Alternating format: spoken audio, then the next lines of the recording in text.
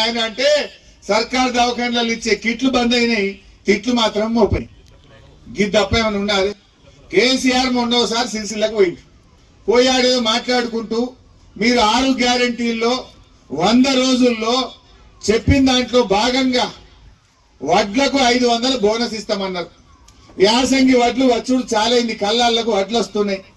గా వడ్లకు 500 బోనస్ ఇవ్వగా రేవంత్ రెడ్డి గారు అంటే ఈయన అంటాడు కేసీఆర్ నీ డ్రాయర్ ఊడగొడతా అని మాట్లాడతాడు. తెలంగాణ తెచ్చి 10 ఏళ్లు ముఖ్యమంత్రి చేసిన కేసీఆర్ మీద ఈయన మాట్లాడే భాష ఇదేనా? నువ్వు రాష్ట్ర ముఖ్యమంత్రివా, చెడ్డీ గ్యాంగ్ సభ్యుడివా నేను అడుగుతా ఉన్నా. నువ్వు మాట్లాడే భాష అదేనా నేను అడుగుతా ఉన్నా. ఏమడిగిండు కేసీఆర్? నువ్వు ఓట్ల ముంగట 500 బోనస్ ఇస్తా అన్నావు. నీ 6 గ్యారంటీల్లో బాండ్ పేపర్ రాసి ఇంటింటికి వంచినవు. యాసంగి వడ్లు వచ్చినాయి, గా వడ్లకు బోనస్ ఇవ్వమంటే నువ్వు మాట్లాడే భాష గదా అని నేను చెప్పిన రేవంత్ రెడ్డి గారిని అడుగుతా ఉన్నా. భాష కాదు కదా, పనితనంతో ప్రజల మెప్పు పొందు. మాకంటే మంచిగా పని చేయి. కేసీఆర్ 1,00,000 రూపాయలు ఇచ్చి నువ్వు తులం బంగారం ఇచ్చి పేరు పొందు. నువ్వు 15,000 బోనస్ ఇస్తాను, గదిచ్చి పేరు పొందు.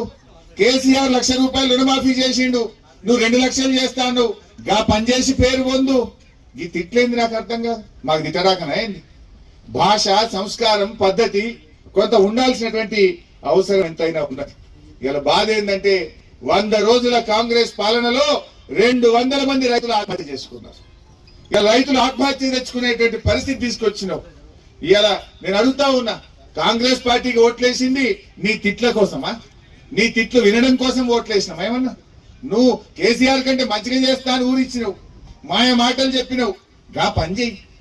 గా పని చేయక నువ్వు కేసీఆర్ ను తిట్టి లీకులు రాయించి పేపర్లల్లా ఫేక్ వార్తలు పెట్టి సోషల్ మీడియాలన్నీ గట్లయిందట గిట్లయిందట అని ఫేక్ వార్తలు రాయించుకుంటూ ఇంకా ఎంతకాలం కాలం వెళ్ళదీస్తావు?